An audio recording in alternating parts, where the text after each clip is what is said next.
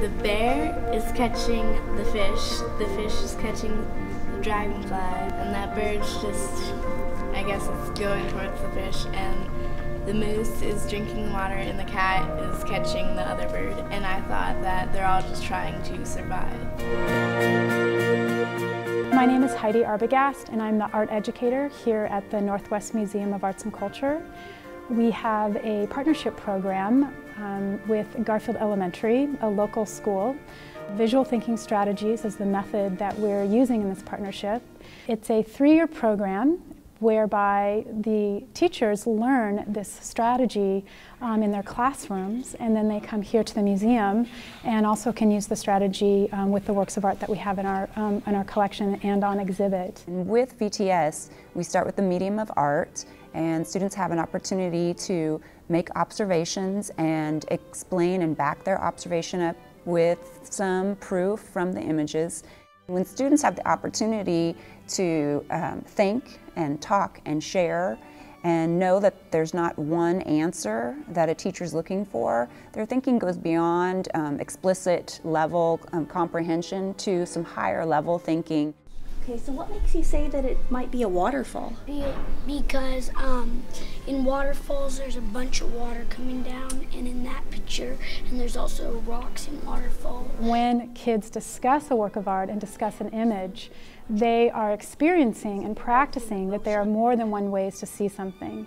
And art, because by its very nature it's open to possibilities, is such a beautiful medium or vehicle for the conversations to take place. This is that the cat is looking at the art images has been a platform that is something that all the kids really want to do and that they like to do, and they're anxious to do it. Each time I tell them that we're going to have a VTS lesson, they're excited. The detail that they're able to give on the images, it's improved over the last 2 years. They're able to give a deeper thinking and then piggyback off of each other. Then they're also able to hear each other's answers and give more detail on what the other person said. We really want to empower students so that they know they can take risks, and that their opinion is valued by not only the adults but by their community of learners.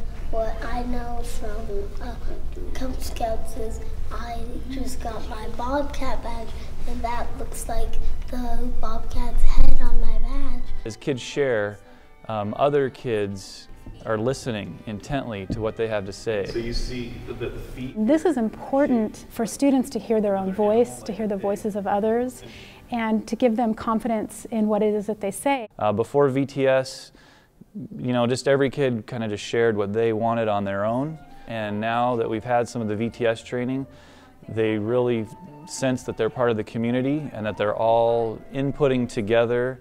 At the bottom, it kind of looks like there's a face but flipped upside down. Can you tell me which part of the image? Oh wow. It's here? In the middle. Right here? It's at the bottom kind of. The benefits are learning that everybody in the community has valuable thinking that needs to be shared, and that we can, as learners, politely disagree and have differences in opinion. And of course that applies to the playground, the lunchroom, you know, the bathrooms, the halls. That kids are able to say now, well, I agree with what, you know, my fellow classmate says, or I disagree with that thinking, or I agree with part of what they said, but now I want to add this to the conversation or add this to the thinking. I agree with Allison about the cat. The bobcat and the wildcat is going for the bird.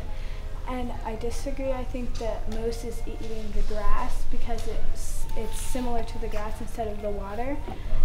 And I agree that the bear is going for the fish because the bear's claws is out. When they summarize and talk about literacy, or when they observe experiments in science, or when they're doing problem solving in math, those same skills that they use during VTS apply to those content areas. All right, what's going on in this picture? really asks students to dig deep within a work of art, and is exciting for the teachers to see the language skills that are being developed, the careful listening, the revising of thinking as a discussion is going on. All of these things that teachers really value and label as critical thinking skills is happening within a VTS lesson. You're looking here thinking this might be a parrot, perhaps a woman, maybe a monkey, and then you're looking at all the patterning and thinking that they might be tiles. It has been pushing them to explain their thinking, which is a skill that we are asking the kids to do across the curriculum. It really helps with science and observations, social studies and the world around them. They just seem to be a lot more verbal, the vocabulary's improved, and within their writing seems more detailed.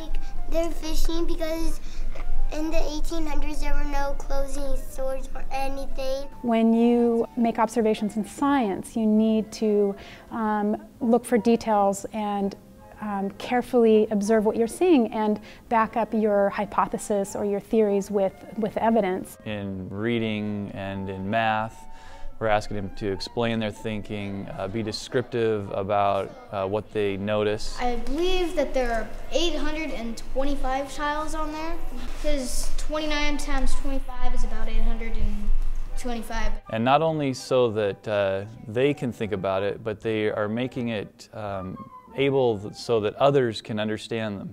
What else do you see that makes you say it's a germ? I can picture them like moving like germs. You can apply this higher level thinking with literature and writing and VTSing a poem. We find ourselves now VTSing maps, VTSing bar graphs, VTSing reading, VTSing a cover of a book, and we're learning how to VTS writing as well.